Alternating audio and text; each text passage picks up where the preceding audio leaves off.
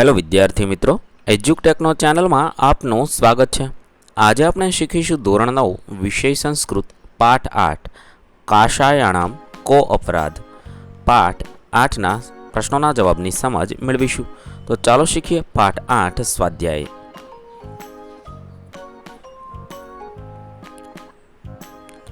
પ્રશ્ન નંબર 1, નિમ્ન પ્રશ્નાનામ ઉત્તરાણી સમુચ્चितं विकल्पं चित्वा लिखत। 1. स्वातंत्र्य आंदोलनस्य व्यवहारः आरंभदिनेषु कुत्र प्राचलत। 4 ऑप्शन आपेला छे। साचो जवाब थशे क साबरमती आश्रमे। 2. गांधी महोदयस्य कार्येण कः प्रभावितः प्रसन्नः च आचित। 4 ऑप्शन छे। साचो जवाब थशे क सत्यदेवः। 3. गांधी महोदयस्य पुरतः किं कर्तु सत्यदेवः समर्थः न अभवत्। साचो जवाब थशे ख रोषं प्रकटयितुम्। 4. सत्यदेवस्य वचनं श्रुत्वा गान्धीमहोदयः कथम् अवदत्। जवाब थशे शान्तस्वरेण अवदत्। 5. संन्यासः कीदृशः संकल्पः वर्तते। जवाब थशे ख मोहगतः वर्तते। प्रश्न नंबर 2, अधोलिखितानां प्रश्नानाम् एकवाक्येन संस्कृतभाषया उत्तरं लिखत। 1. सत्यदेवः कः आसीत्। सत्यदेवः काषायवस्त्रधारी सन्यासी आसीत्। 2. गांधी महोदयस्य ध्येयं किम् आसीत्। जवाब थशे लोकानां सेवा प्रवृत्तिः इति गांधी महोदयस्य ध्येयम् आसीत्। 3. जनाः कस्य सेवां न अङ्गीकुर्वन्ति। जनाः काषायवस्त्रधारिणे सन्यासिनी सेवां न अङ्गीकुर्वन्ति। 4. कस्य त्यागेन सन्यासस्य त्यागः न भवति। काषायवस्त्राणां त्यागेन सन्यासस्य त्यागः न भवति। 5. स्वामी सत्यदेवः किमर्थं सन्नद्धम् अभवत्। स्वामी सत्यदेवः काषायवस्त्राणां त्यागं कृत्वा सेवाकार्ये आत्मानं योजयितुं सन्निधिं अभवत्। प्रश्न नंबर 3, अधोलिखितानि क्रियापदानि वर्तमानकालस्य रूपेण परिवर्त्य। आपेला क्रियापदने वर्तमानकाळमां फेरववाना छे। 1. प्रारभत, प्रारभते। आगच्छत, आगच्छति। अकथयत, कथयति। भविष्यन्ति, भवन्ति। अकुप्यत, कुप्यति। आ रीते लखी शकाय। प्रश्न नंबर 4, रेखांकित पदानां स्थाने प्रकोष्ठात् उचित पदं चित्वा प्रश्नवाक्यं रचयत। कौंसमां आपेला शब्दनो उपयोग करी रेखांकित शब्दनी जग्याए आपेलो शब्द मूकी प्रश्नवाक्य बनाववानुं छे। 1. सत्यदेवस्य प्रस्तावं गांधी महोदय स्वीकृतवान्। जो अहींया छे ने बधे मारे टाइपिंग मिस्टेक छे। अहींया गामी एवुं लख्युं छे ने त्यां गांधी लखुं ता गामी लखायेलुं छे, त्यां तमारे गांधी समजवुं। अहींया बधे गांधी हशे। सत्यदेवस्य प्रस्तावं कः स्वीकृतवान्। 2. सन्यासी जनाः काषायवस्त्राणि परिधारयन्ति। के काषायवस्त्राणि परिधारयन्ति। 3. केवल काषायवस्त्राणां त्यागं कर्तुं वदामि। केवल केशा त्यागं कर्तुं वदामि। 4. शृणोतु भवान् सावधानेन मनसा। शृणोतु भवान् कीदृशेन मनसा। 5. ते भवतः सेवाकार्यं न अङ्गीकरिष्यन्ति। ते कस्य सेवाकार्यं न अङ्गीकरिष्यन्ति। प्रश्न नंबर 5, शब्दरूपे रिक्तस्थानानि पूरयत। एकवचन, द्विवचन અને બહુવચન લખવાનું છે।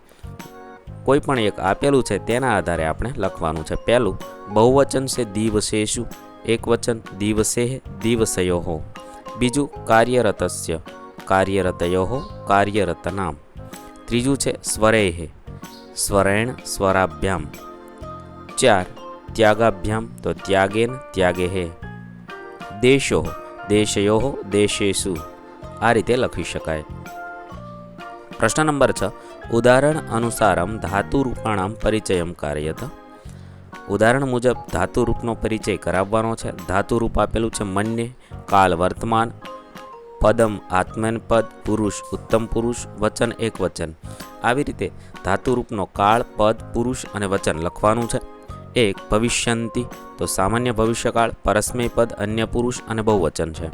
બીજું છે પ્રાચલત તો હસ્તન ભૂતકાળ, પરસ્મય પદ, અન્ય પુરુષ એક વચન. અકથત હસ્તન ભૂતકાળ, પરસ્મય પદ, અન્ય પુરુષ એક વચન. ભવામી વર્તમાન કાળ, પરસ્મય પદ, ઉત્તમ પુરુષ એક વચન. આ રીતે ધાતુરૂપનો પરિચય કરાવવાનો છે. પ્રશ્ન નંબર 7. પ્રદતાન શબ્દાન પ્રયુજ્ય વાક્યાની રચયત. એક દિવસ આશ્રમમાં આવ્યા. એક દિવસ આશ્રમ આ પ્લસ ગમ.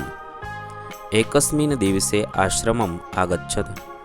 બીજું છે કાર્યથી ખૂબ જ પ્રભાવિત હતા. કાર્ય અતિવ પ્રભાવિત અસ.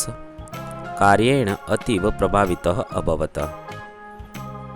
3. ત્યાગ કરવા માટે કેવી રીતે પ્રવૃત્ત થાવ. ત્યાગ કુહુ તુમ કથમ પ્રવૃત્તભુ. ત્યાગમ કર્તુમ કથમ પ્રવૃત્ત ભવામી.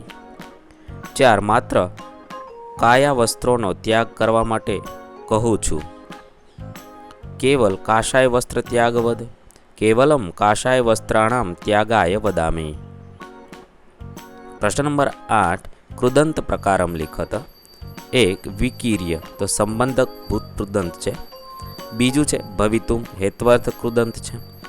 આદાય તો સંબંધ ભૂત કૃદંત છે. છેતુમ હેત્વર્થ કૃદંતમ. ધ્રુત્વા તો સંબંધ ભૂત કૃદંત છે. આ રીતે કૃદંતનો પ્રકાર લખવાનો છે.